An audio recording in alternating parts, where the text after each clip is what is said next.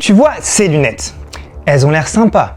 Mais si tu regardes cette vidéo, tu peux penser qu'elles sont faites par un artisan. Le gars mentionne même en description de la vidéo « Je ne suis qu'un artisan ». Mais quand j'ai commencé à regarder le compte, j'avais un doute sur sa sincérité. Je vais te montrer les différents red flags que j'ai vus. Premièrement, le gars utilise toujours les mêmes plans de vidéo avec des qualités qui varient. Tu vas me dire, soit, il est pas doué. Deuxièmement, mince, mais ils doivent être deux artisans à avoir les mêmes lunettes. Ou même trois. Ensuite, je me suis dit, ok, le gars est artisan. Il a l'air de faire sa main. C'est même marqué en bannière du site.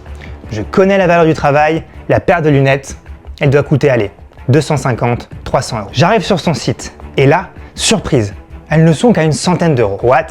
Peut-être qu'il a commencé à industrialiser. On enfonce le clou. Tu connais beaucoup d'artisans, toi, qui font une remise de 50%? Moi, je connais aucun artisan qui fait une remise. Et quand ça arrive, ça monte à 10% peut-être. Ok, tu vas me dire, il est cool son stock. Mais toi, t'es bien trop gentil. On enfonce encore le clou.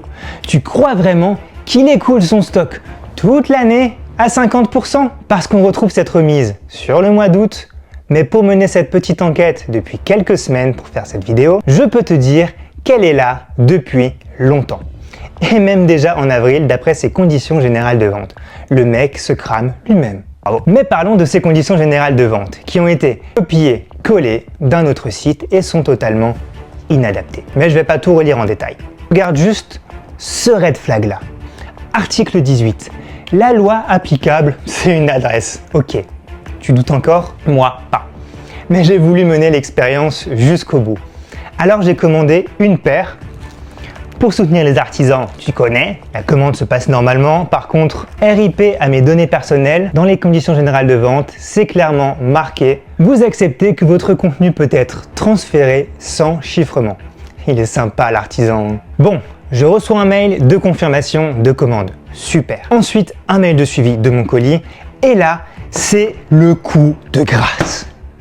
Le clou, il est au fond. Ceux qui travaillent en logistique ont déjà capté le code CN qui, quand on clique dessus, oh miracle, il nous montre que le colis est originaire de Chine. Hop, on redescend un peu le mail et effectivement, on voit que le colis vient d'un centre logistique dans le canton de Shatian, qui est en Chine.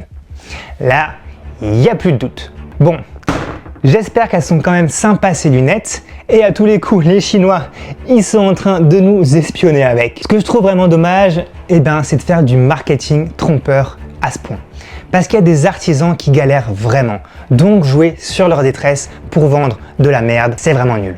Ou en tout cas, c'est pas l'entrepreneuriat que je prône.